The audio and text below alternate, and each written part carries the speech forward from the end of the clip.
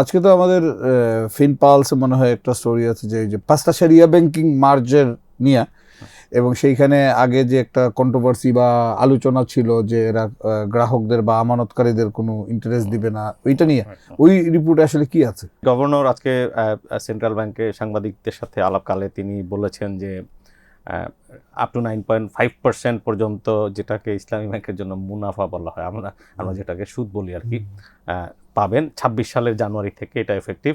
মাঝখানে কন্ট্রোভার্সিটা এসেছিল হঠাৎ করে, খুব একটা সেন্ট্রাল ব্যাংক একটা আরবিট্রারিলি করলো যে 24 এবং 2025 এই 2 বছরের জন্য প্রথমে তারা চেষ্টা করেছে যে আমানতকারীদেরকে কোনো সুদ দেওয়া হবে না।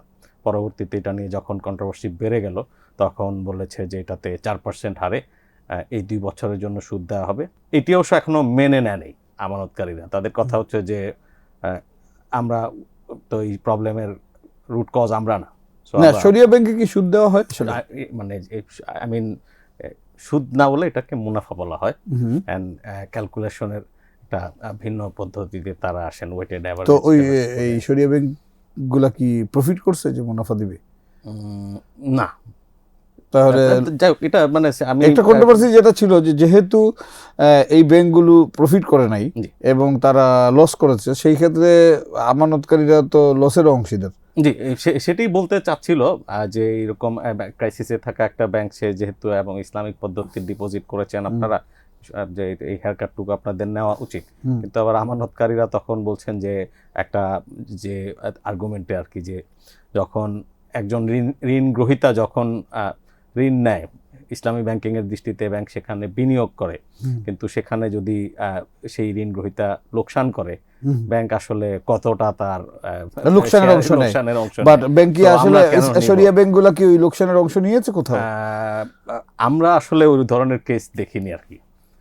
তবে ইসলামিক ব্যাংকিং এর প্রিন্সিপালে সেখানে লোকসানের অংশ নেওয়া উচিত, কিন্তু তারা যদি অতীতে নিয়ে না থাকে লোকসানের অংশ গ্রাহকদের কাছে, তাহলে তো তারা আসলে কতটা শরিয়া ব্যাংকিং করে সেইটা তো প্রশ্ন থেকে যায়।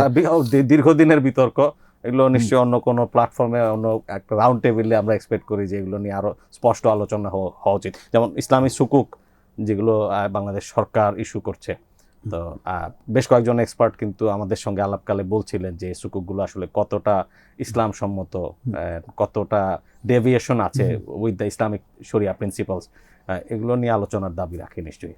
মার্চ ব্যাংকগুলা থেকে যে ক্রাইসিসটা ছিল গ্রাহকদের সাথে বা আমানতকারীদের সাথে, তাইলে ওইটা কি কেটে যাবে এখন? যদি 4%-এ আমানতকারীরা না মানতে চান, তারা যদি এখানে আপনার যে কি বলে যে রেজিস্ট্যান্স ক্রিয়েট করেন, সেন্ট্রাল ব্যাংক আবার কি করে, সরকার নিশ্চয়ই এগুলো নিয়ে আবার তাদেরকে ভাবতে হবে।